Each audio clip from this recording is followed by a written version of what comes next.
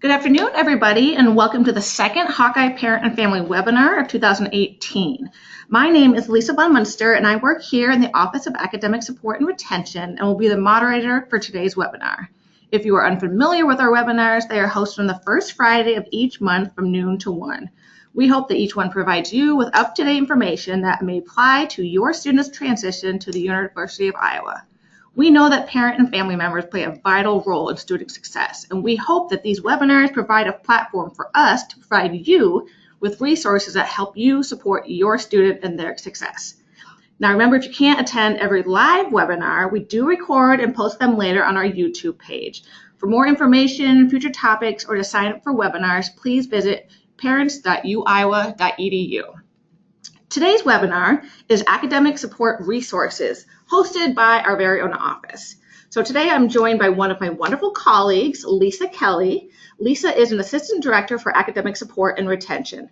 She will share information on what campus resources are available to your student to help them excel academically and how you can best support the academic success of your student. Take it away, Lisa. All right, thank you. All right, so today we're going to talk about a few things related to academic support and retention, or academic success for your students. Our goals today basically is to help your students foster positive academic behaviors, provide an overview of academic support options available on the UI campus, and then how to find and access these academic support options. And finally, some tips and strategies for how your students can most efficiently and effectively utilize these options.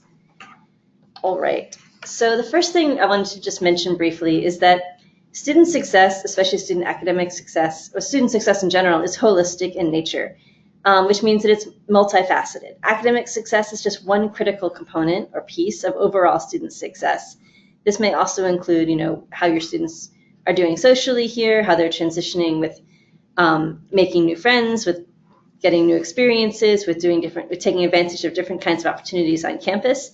Obviously, they're here number one for the academics, but it really fits in as just one large part of their overall success at University of Iowa. So one of the first things parents can do particularly is help to have kind of similar messaging to what we tell our students so we can kind of be in it together. At the beginning of the year, when your student came to orientation, if your student's a first year, they attended an Excel presentation done by our office, actually. And in that office, we gave students kind of tips and strategies for how to be academically successful, and we talked to them about what that means and how to kind of think ahead and be proactive in things. So what we're going to talk about today is kind of reiterating the messages they've already received then. It's also similar messages that they're hearing from their academic advisors and from hopefully their professors. So we're trying to be consistent in our messaging, and that's one thing we can ask parents to also know about these messages and be consistent as well.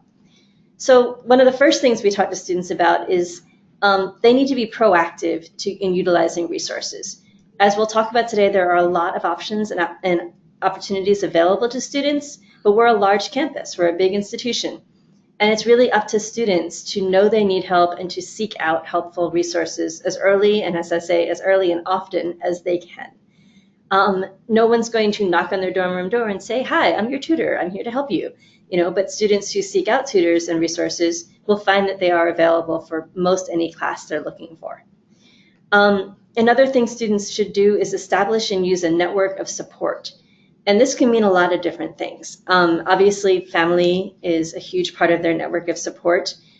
Just being there for your students when they're feeling down or when they're having trouble with a class, and being a sounding board can be a huge thing for them to kind of vent and maybe think through what their next steps might be. Your students should also by now, especially on campus, be developing friend networks, whether it's in their residence halls, in the student organizations they're joining. And across campus, they have resident assistants if they're living on campus who can help talk to them about kind of establishing good academic behaviors and maybe time management and stress management, things like that. They should also be getting to know their faculty. We tell students that it's really important that before the end of even your first year, you should have gone to office hours and should know at least one faculty member well enough to say hey to and to know a little bit. So going in, and we'll talk more about office hours a little bit later, but that the part of their network should not just be, peers, but should also be faculty and staff at the university who are here to help them. We also try to reiterate to students to practice constructive academic behaviors. We'll go over kind of what those are in a little bit, but that being in college, kind of the short thing is being in college, they have a lot of free time, and it's often a difficult transition to understand how a lot of what college professors ask students to do is work outside of class to prepare for class. So we'll talk more about which kinds of behaviors are the best to promote effective studying and effective work in classes. And along with being proactive and utilizing resources, to seek out help when needed. I talk to many students who eventually come to my office and they say things like, well, I started struggling in one class and I started getting more and more and more behind, and then I just felt like I couldn't go anymore. And then it started impacting my other classes because I was so stressed about that class. And we try to kind of back up the timeline and say, if you maybe when you first start thinking that a class is getting a little bit difficult, or even before it gets difficult, that's the time to go seek out help and start utilizing the resources. It's hard to do it when you're already spiraling down, but it's not so hard to do it when you're using it as a proactive measure. And then we also talk to students about, bouncing back when the inevitable obstacles occur. Every student struggles, that's a given. No matter how well your students adjusted to Iowa, no matter what quality of student they are, there will be something that they will struggle with. That is, we hope anyway, that is the nature of college, that we're going to expand their minds and get them out of their comfort zones. So every student's going to encounter a struggle. But what we want to talk to them about is what happens when that struggle happens and how they react to it. So we'll also talk about how we can bounce back and how we can help students bounce back from obstacles. So talking about academic behaviors, how to excel at Iowa. And these are exactly the things we talk to students about at orientation, and we talk to them about it on Iowa and throughout the academic year. One of the first things, which sounds kind of maybe simple, is getting enough sleep and exercising regularly. We know that the average 20-year-old needs about 7 to 9 hours of sleep. College students often, as you probably know, have crazy schedules where they're staying up really late and then sleeping in really late in the morning.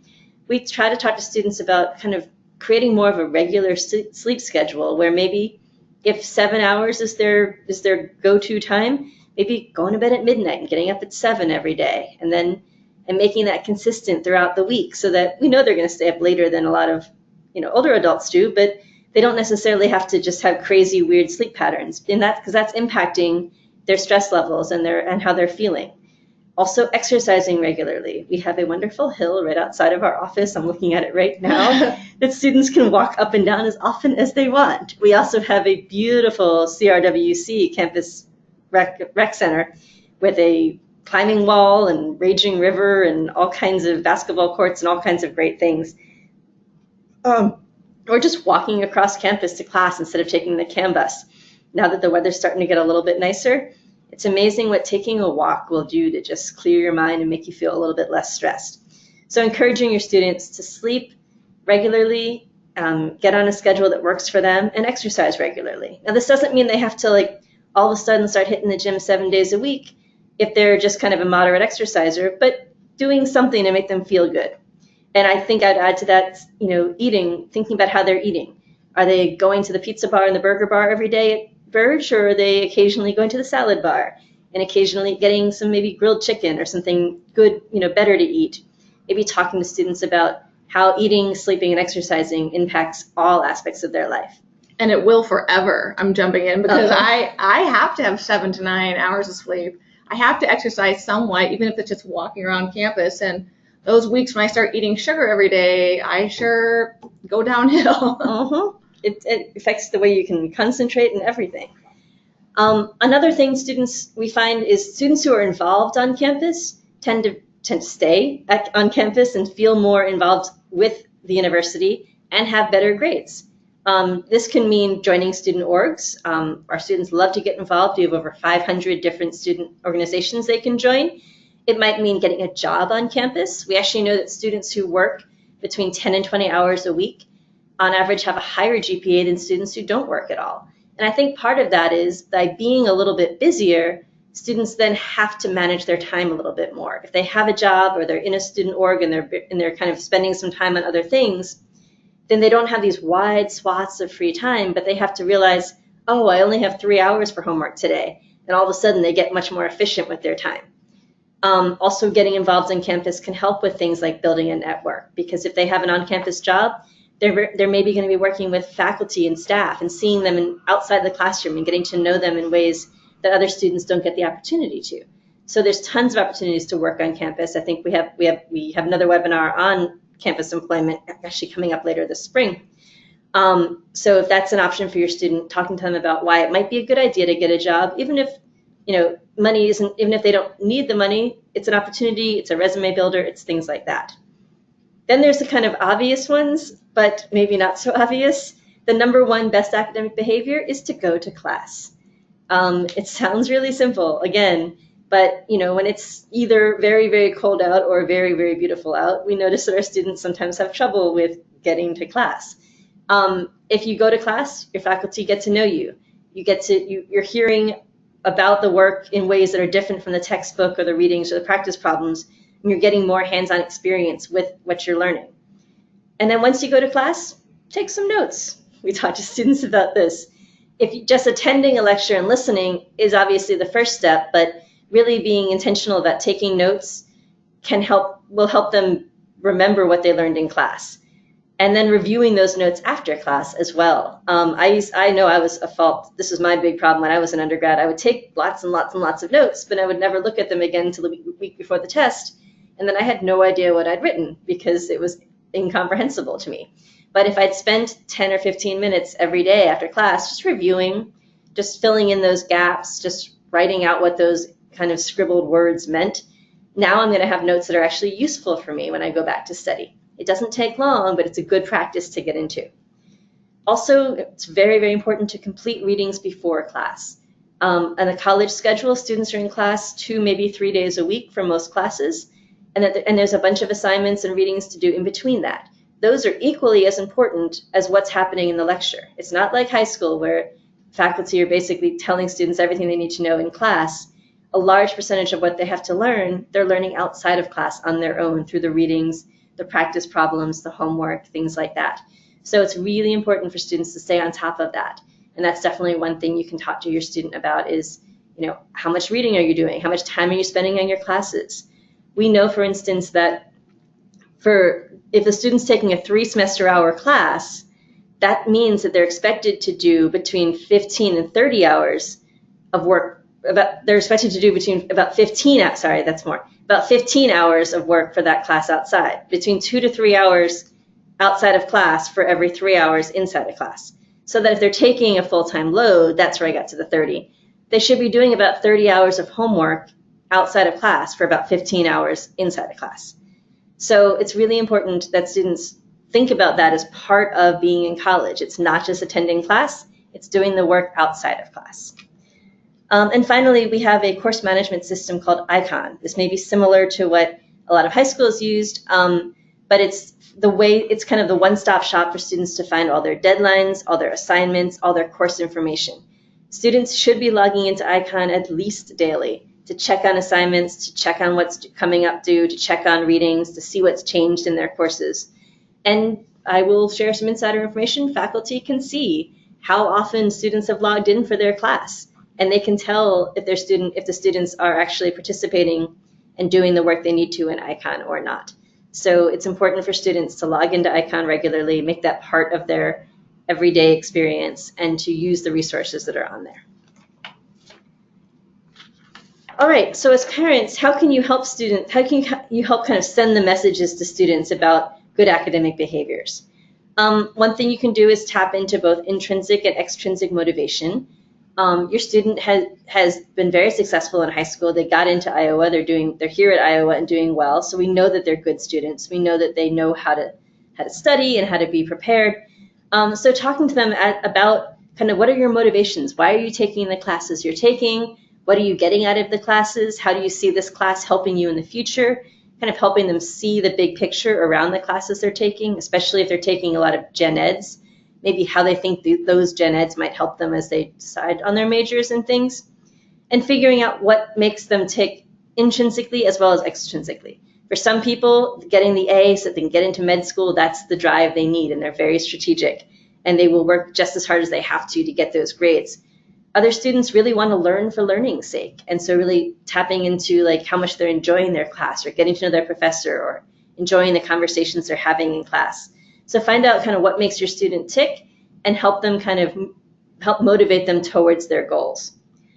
And then along with goals, making sure that goals are realistic. If your student is, was a B student in high school, it's going to take a lot of work to all of a sudden become an A+ student in college. That's very possible, but and if for your student a realistic goal is a 3.0 GPA, talk to them about what they're going to have to do to get there. If for your student a reasonable goal is a 2.5 GPA, for some people that's what is realistic. So kind of talking through who your student is and what your student's goals are and helping them reach those goals. They should only be really comparing themselves to themselves.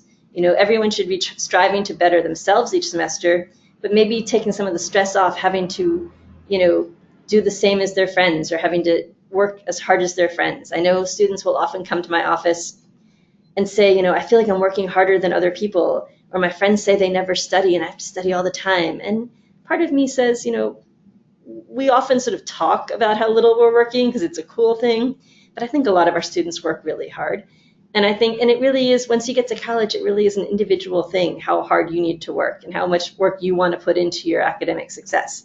So really teaching students and helping students become individuals and make choices that are going to benefit themselves and maybe stop worrying so much about what they think everybody else is doing.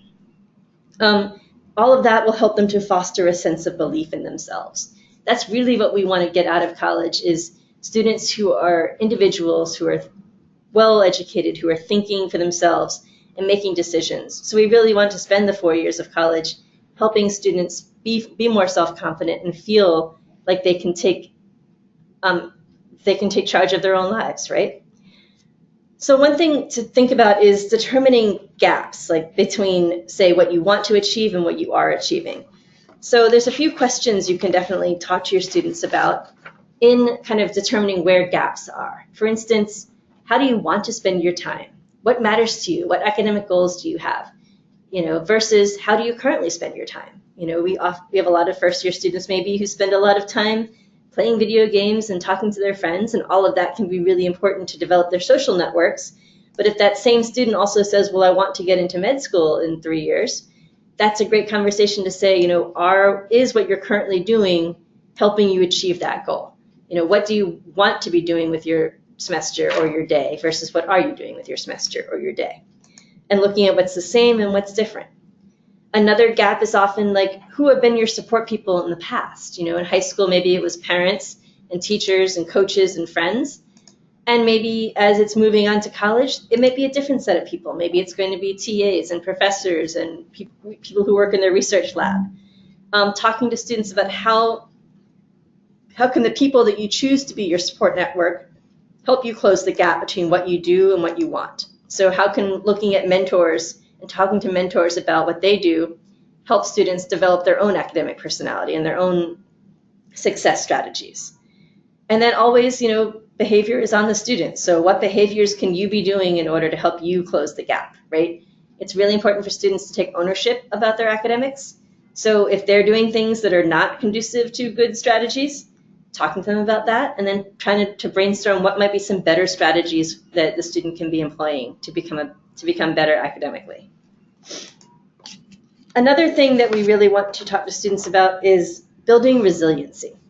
As we know, as I said before, and as we all know in life, everybody faces adversity.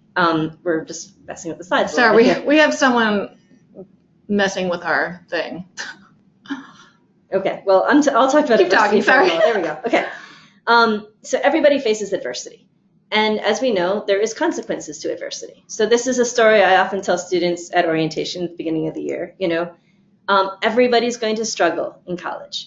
And there's going to be a test maybe there's a test that you're not going to do so well on. Maybe you think you prepared, you've read before class, you've attended class, you thought you've done things right. but you get back maybe a C on a test that you thought you were going to do better on.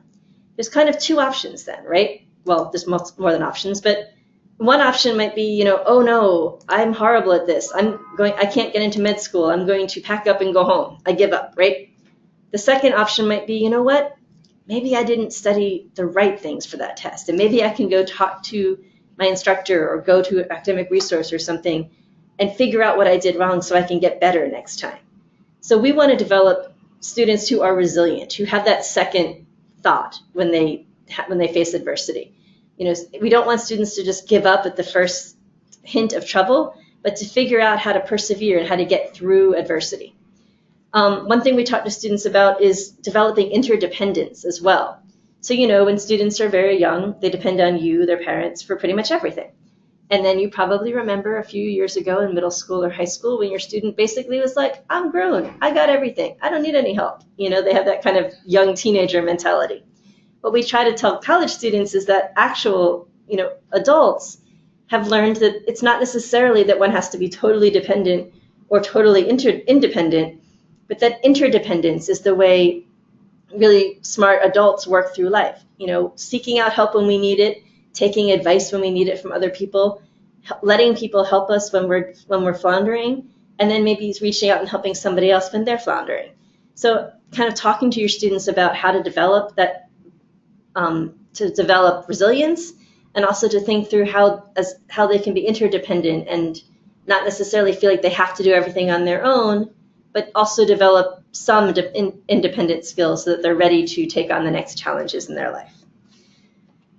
So I want to talk briefly about a few resources that are available to help students. The first one is Tutor Iowa. This is a website you can find at tutor.uiowa.edu. It's on the screen. What students can do here is multiple things. In the search bar, as you see a screenshot of our Tutor Iowa website, students can type in any class that they're having trouble with. And once they type that in, the next screen is going to show them all of the resources available for that class. So for instance, if you typed in general chemistry, which is a popular chemistry class here, you would see on the next page, you would see supplemental instruction for chemistry. We'll talk a little bit more about that later. You would see private tutors who are available to help students. You would see the chemistry resource lab would come up, as well as I think there's even 2 or 3 chemistry fraternities that tutor in chemistry. So all of those options would show up that students can access to help in general chemistry. So you can do this for virtually any, well, you can type in any class you want, and there will be more than likely at least 1 or 2 resources, sometimes multiple, available to help. Obviously, as students become upperclassmen, the resources get a little bit thinner, but there's still options for help in almost any class. And I run the private tutors here, and we have private tutors for hundreds of classes here at Iowa. Another thing that students can see on this page, which is not totally clear on the screenshot, but if you do see on the middle of the top line there, it says find help. And if you click on that, another thing that's going to come up is academic resource worksheets.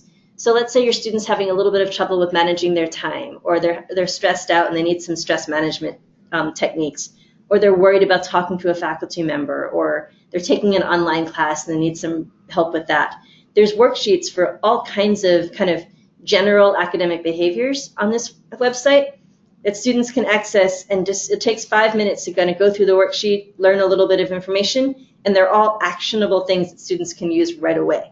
So there's one on note-taking, there's one on motivation, like I said, time management, stress management, all kinds of things. So again, those are not for any particular class, but they're things that will help students across all of their classes to develop strong academic behaviors. So Tutor Iowa can be a great one-stop shop to find all kinds of information about resources on campus. Then another thing, so if your student has, you can definitely tell your student about going to Tutor Iowa and seeing what help's available. There's also a few other things and things that are included in Tutor Iowa that I just want to kind of break down a little bit. So the number one place to get help really is students, faculty, and TAs. The faculty and the TAs are the ones grading the courses. They're the ones coming up with the assignments. They're the ones coming up with the exams and the tests. So the first thing that students should do if they're struggling at all with a class is go talk to their faculty. So many times faculty can help them sort of look at their notes and teach them how to take notes more appropriately for that class. or can help them sort of work through problems one-on-one and give them that time. Every faculty member for every class is required to have office hours. These are just drop-in hours where students can go in and talk to their faculty. If it's a large class, it may be intimidating to go to the tenured faculty member, but those large classes often have teaching assistants who also have office hours. So students can go talk to those TAs who are graduate students, a little bit closer in age typically, and maybe a little bit less stressful to go talk to. I know from having been an instructor on campus and also from talking to tons and tons of instructors that faculty really, for the most part, really do want students to come, and they really do have that time set aside to talk to students. It's a large research institution, I'm not going to lie. There may be a few here or there that aren't as interested in helping students, but by and large, faculty here at Iowa really do care about teaching, and they really do care about their students. And so students, you can maybe talk to your student about going to talk to their faculty and maybe kind of talking about what kinds of questions they might ask their faculty. It's also really important to get to know faculty, especially as they become juniors and seniors, because those same people may be folks who have internships or research opportunities, or might be able to write them a letter of recommendation for grad school or a job. So it really is in students' best interest to try, even as early as freshman year, getting to know their faculty and getting to make that part of their academic experience. So for tutoring, there's multiple options, as I mentioned earlier. There are drop-in help labs across campus. There's about 20 of those. So things like math lab, chemistry lab, physics lab, there's writing centers, things like that. Those are staffed typically by graduate students or sometimes upper class undergrads. And students can just drop in when those are open and get help with homework problems or preparing for tests and things like that. So it's one-on-one tutoring in a drop-in style. There's also supplemental instruction. This is one of my favorite things we have on campus. Supplemental instruction is peer-led review sessions. So upper class students who've taken the class already and done really well, they take the class again, and then while they're along with the current group of students, and each week they develop like review sessions where it's led by this upper class student, and it's basically practicing problems that are going to be similar to things that are on tests and going over class content. This is held in the Academic Resource Center, which is in the IMU, so a real hub of campus life, right next to the Java House. And students can attend as often as they want. Some students go to SI 3 times a week for one class. Some students go once a week. Some students drop in periodically. 2 things that might help you and your student kind of want to take advantage of this is we know that students who attend SI regularly, so about once a week, they typically get at least a half a letter grade higher in the class than students who don't attend SI. So if an average student is going to get a B, a student who attends SI regularly might get a B+. We also know that because of the nature of the peer review sessions, which are, working on content that's happening in class right now, and it's focused instruction and practice, that attending one 50-minute session of SI is equivalent to about 2 hours of studying on your own. So if your student's looking for a way to be more effective and efficient in their studying, attending SI is the way to go. And students are using this resource. In the fall, we had about 10,000 visits to SI. So it's something that lots and lots of students, that's not 10,000 different students, but that's about 4,500 students attending multiple times. And then and all of those resources that I've just talked about are all free. Students can drop in, they can use them just by nature of being enrolled at Iowa and in these classes. The only thing that students may have to pay for is if they want a private tutor. Private tutors can be found on tutor.uiowa.edu. These are students who are vetted by our staff who have done well in the classes. Sometimes they're students, sometimes they're grad students, sometimes they're even faculty and staff who are willing to tutor for any particular class. Typically, these tutors average between $15 and $25 an hour, kind of depending on who they are. And you can meet with this tutor as often or as little as you like. That's totally up to you. The student and the tutor will set up the schedule, will set up the payment. Everything is done between the student and the tutor. We just provide a clearinghouse where students can search for tutors. This can be a great way if students have fallen behind a little bit and need someone to help them catch up in a class. Whereas SI is focused on what's happening right now in the class, a lot of students sometimes need a little help going back, and a private tutor might be the answer for that. So those are all different kinds of places you can refer your student to go get help.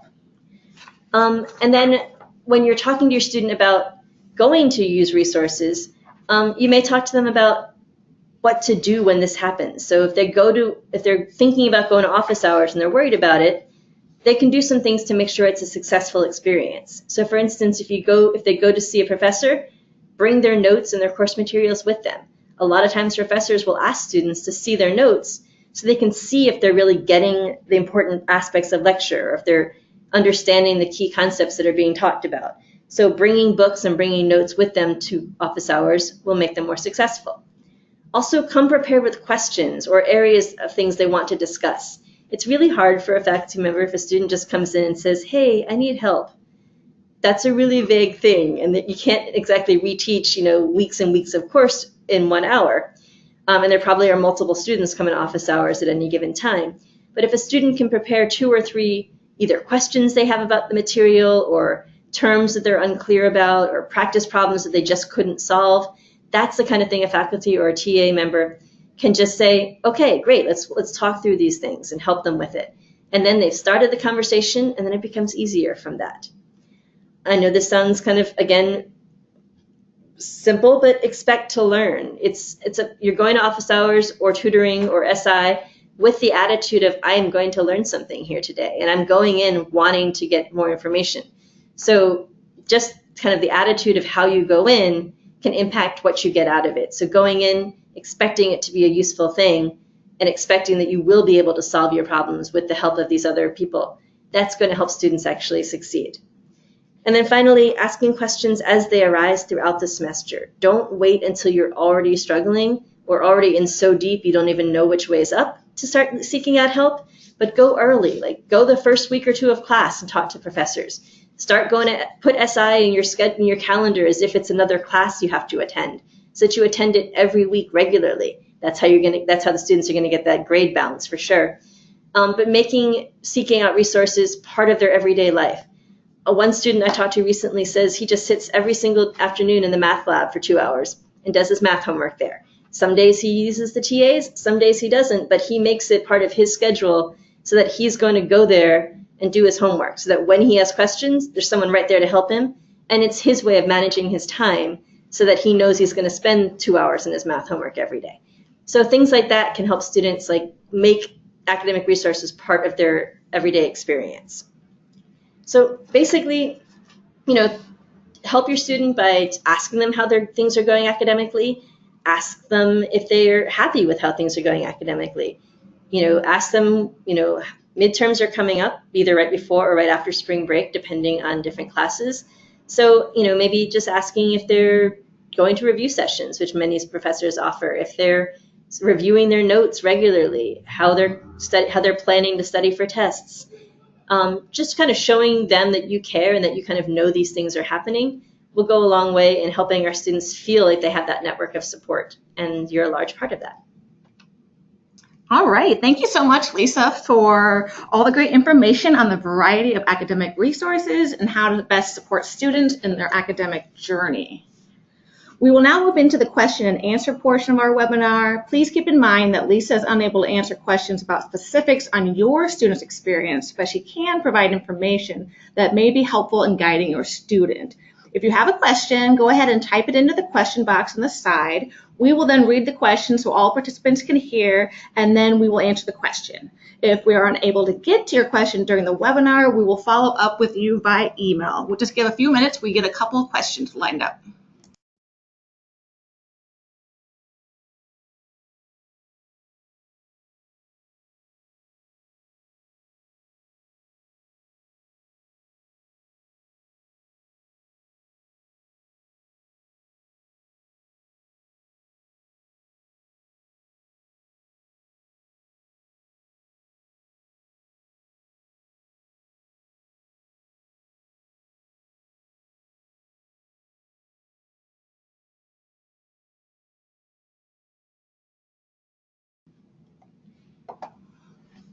All right, so we have a couple of questions. First thing, as we were busy doing the webinar, we didn't quite notice, but we do think we may have had a spammer on our website posting some videos and some information. We're really sorry about that. If we end up not getting a good version of this to record. We will re-record this and post it if that ended up being problematic. So we'll go back and look at the video again before we post it. We do apologize if that was disruptive to your experience. So we do have a couple of questions from actual people. So one is basically, does ICON contain up-to-date information about grades, and how can parents see ICON? ICON is as up-to-date as faculty make use of it. Most of our faculty is pretty good about updating ICON regularly. Most people now grade right within the ICON system, so that as soon as they grade an assignment, the grade is going to be reflected.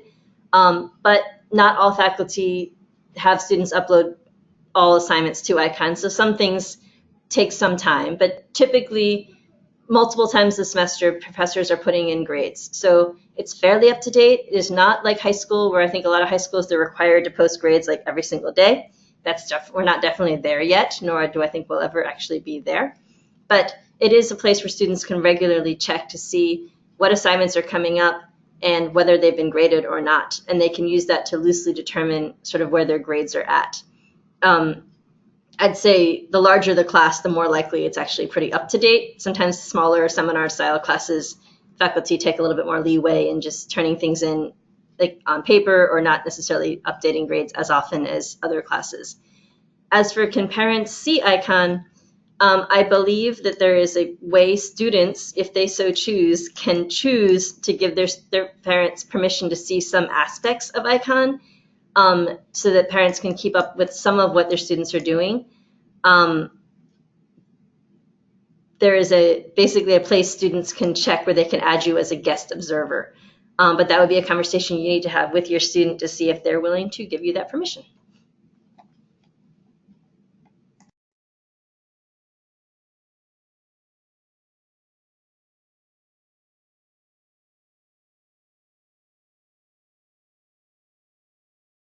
Okay, so this is another thing. This is another question about what's available on the Tutor Iowa website. And one of the things we do offer on the website is academic workshops for student organizations. These workshops are typically run by either members of our staff or by our student workers, because we do really think that the peer kind of coaching model is really important and effective. Organizations can request a workshop through the website. At this time, it's not really conducive for us to offer the workshops as for individual students. That's what the question's asking.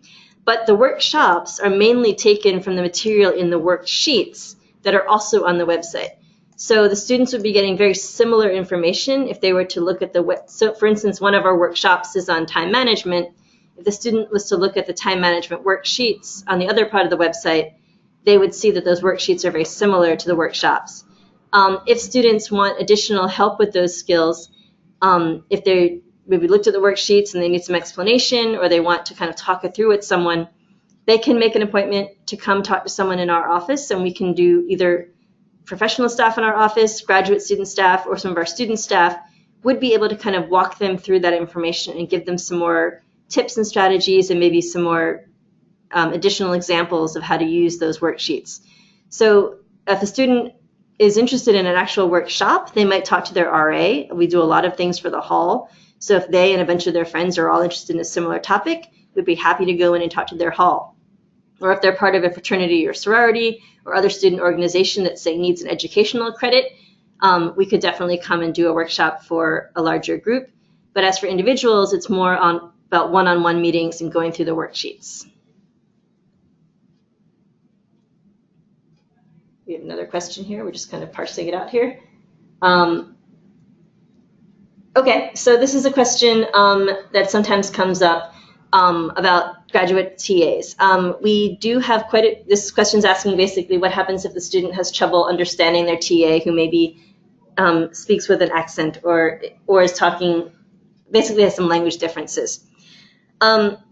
One of the things that I think is really great about University of Iowa is that we bring in students and graduate students and undergraduate students from a lot of different places, and that exposes our students to a lot of diversity and a lot of different opportunities to get to know people outside of Iowa and outside of the US, in fact. If a student is having trouble understanding their TA, they can definitely talk to their TA about that. They can ask their TA to maybe slow down, or to write key terms on the board. Sometimes that really helps. I talk to TAs a lot about telling students that if they're having questions about their accent, to let them know, because if someone doesn't let them know, they can't necessarily change or help.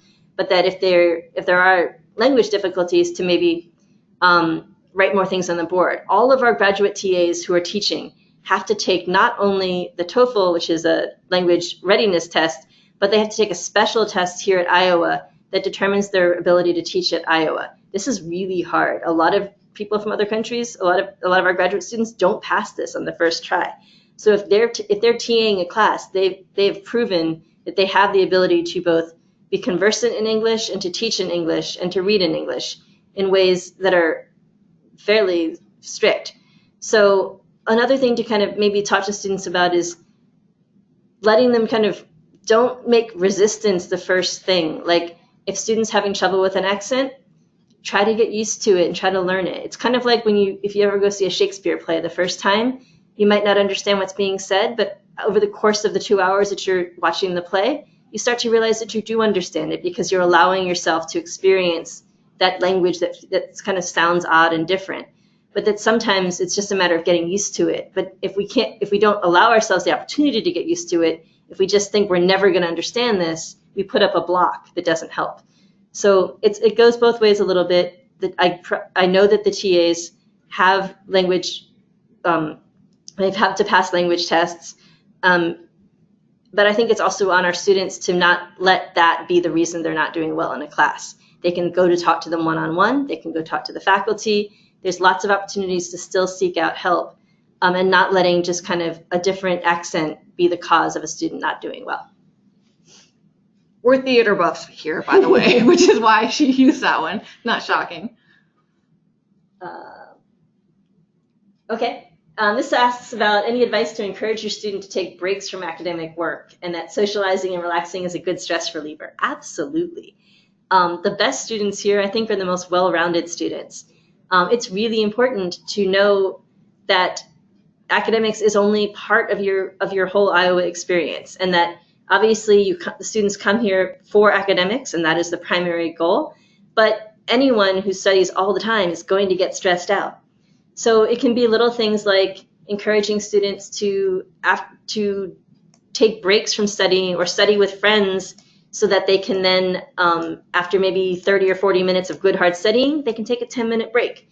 Encouraging them to maybe walk from their res hall downtown and get some frozen yogurt as a study incentive. If I work for 2 hours, now I'm going to go get breaks. Joining student organizations, getting jobs on campus, going to games. Now that the weather's getting nice, just walking around the Pentacrest and seeing other students. Those are all healthy ways of taking a break from academics and getting to know other people. Clearly, being social and building your network is a really important part of college. As long as everything's kind of done in balance. We want students to remember that they're here primarily for academics, but that's only part of the holistic student experience. Let's see, any other questions, or is that it? We're going to go ahead and wrap it up. Thank you again, Lisa, for joining us today. Remember that all the webinars will be posted on our Academic Support and Retention YouTube page. Again, we apologize for we don't know what happened during this one. We'll look it over, and if it's too confusing and messy, we will go ahead and re-record it and then post it. If you have any more questions, you can be sent to our general email, which is uc-retention@uiowa.edu for a response from one of our staff members. Please join us next month for the webinar, Exploring Summer Jobs and Internships. It's Friday, April 6th from noon to 1, hosted by the Pomerantz Career Center and Office of Student Employment. Lisa mentioned how students who work 10 to 20 hours a week do better, and so this is a really nice webinar to attend. Thank you again so much for joining us on Iowa Go Hawks.